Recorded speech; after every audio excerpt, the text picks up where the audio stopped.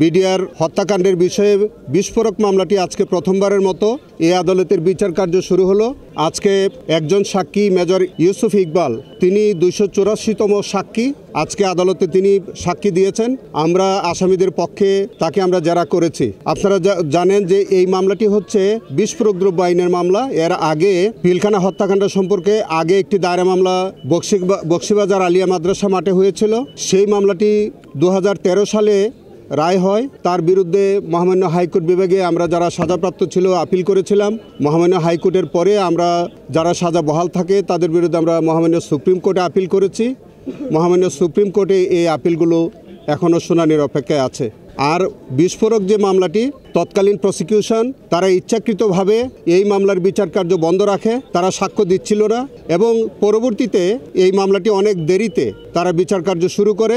এই পর্যন্ত 284 জন সাক্ষীর সাক্ষ্য নিয়েছে।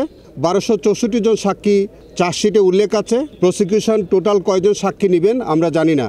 ইতোমধ্যে আপনারা জেনে থাকবেন যে হত্যা মামলাটির মধ্যে 277 জন আসামি তারা নির্দোষ সাব্যস্ত হয়ে তারা খালাসপ্রাপ্ত হয়েছিলেন। নুরতাজে অর্ডার করে জিতে নিন গাড়ি, বাইক, আইফোন সহ কোটি টাকার পুরস্কার। অর্ডার করতে ভিজিট করুন nurtaj.com। 256 জন তারা হত্যার অভিযোগ প্রমাণিত হয় নাই। তাদের বিরুদ্ধে শুধুমাত্র 10 বছরের সাজা হয়েছিল 380 ধারায়। এই 256 জন এবং 277 জন আসামি, তাদের মধ্যে 30 জন আসামির বিরুদ্ধে সরকার পক্ষে একটা আপিল ফাইল করেছিল মহামান্য হাইকোর্ট বিভাগে। সেখানে 19 জনের মতো তাদের নতুন করে সাজা হয়, যার পরিপ্রেক্ষিতে 277 জন যারা খালাসপ্রাপ্ত হয়েছিল, এখন প্রায় 250 জনের অধিক মানুষ তারা নিচের কোর্টে এবং হাইকোর্টে মিলিয়ে তারা খালাসপ্রাপ্ত আছেন।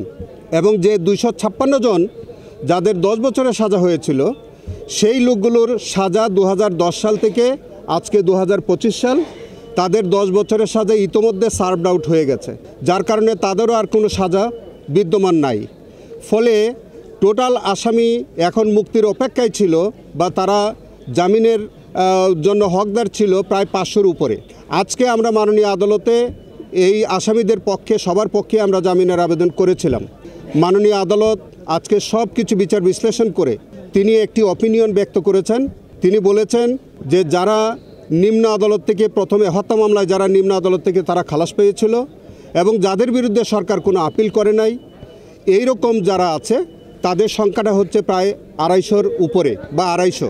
সেই 250 মানুষ তাদেরকে আজকে মাননীয় আদালত জামিনে মুক্তি দিয়েছেন এবং তিনি মাননীয় আদালত আমাদেরকে নির্দেশ দিয়েছেন যে 250 মানুষ এখন জামিন পেল, তাদের জামিননামাটা আমরা 2 দিন পরে দাখিল করব। আমরা ভালো করে স্ক্রুটিনি করে কেউ যাতে কোনো অন্য আসামি যারা সাজাপ্রাপ্ত এরকম কেউ যাতে এসে ভুল বেল বন্ড যাতে সাবমিট না হয়ে যায়, এই জন্যে আমাদেরকে দায়িত্বশীলতার সাথে এবং আমাদের হত্যা মামলার রায়ের কপি দেখে এবং হাইকোর্টের রায়ের কপি দেখে টালি করে যারা উভয় কোর্ট থেকে খালাসপ্রাপ্ত এইরকম 250 জনের পক্ষে আমরা আগামী 2 দিন পরে যাচাই বাছাই সাপেক্ষে আমরা তাদের পক্ষে জামিননামা দাখিল করলে তারা আগামী 2 দিন পরে জেলখানা থেকে মুক্তি পাবেন। আর যাদের সাজা ইতোমধ্যে শেষ হয়ে গেছে, যাদের 10 বছরের সাজা ছিল, এই সাজাটা এখন আর তাদের নাই। আমরা মাননীয় আদালতের কাছে অনুরোধ করেছি, সাবমিশন রেখেছি যে তাদের জামিনের বিষয়গুলো যাতে পরবর্তী ধার্য তারিখে বিবেচনা করেন। মাননীয় আদালত আমাদেরকে বলেছেন যে আজকে যারা সম্পূর্ণরূপে খালাস তাদের বিষয়টা ওনারা নিষ্পত্তি করেছেন, আর 10 বছর যেগুলো ছিল যাদের সাজা শেষ হয়ে গেছে তাদের বিষয়গুলো পর্যায়ক্রমে আমাদের আবেদনের প্রেক্ষিতে মাননীয় আদালত বিবেচনা করবেন।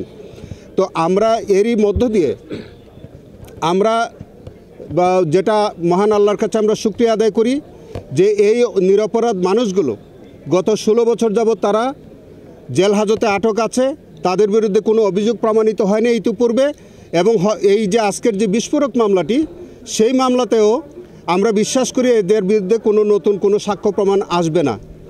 এবং এইটাও আপনাদের কাছে একটু বলে রাখি, প্রথম চার্জশিট যেটা হত্যা মামলার চার্জশিটে, সেখানে তদন্তকারী কর্মকর্তা পরিষ্কার করেই বলেছিলেন যে তিনি বিস্ফোরকের অভিযোগ মাত্র 30 জন আসামির বিরুদ্ধে পেয়েছিলেন, কিন্তু রহস্যজনক কারণে ওই শুধুমাত্র 30 জনের বিরুদ্ধে চার্জশিট না দিয়ে তৎকালীন তদন্তকারী কর্মকর্তা কারণ নির্দেশপ্রাপ্ত হয়ে আমরা বিশ্বাস করি যে তিনি ওই 30 জনের পরিবর্তে প্রায় 850 মানুষের বিরুদ্ধে চার্জশিট দাখিল করেছিলেন।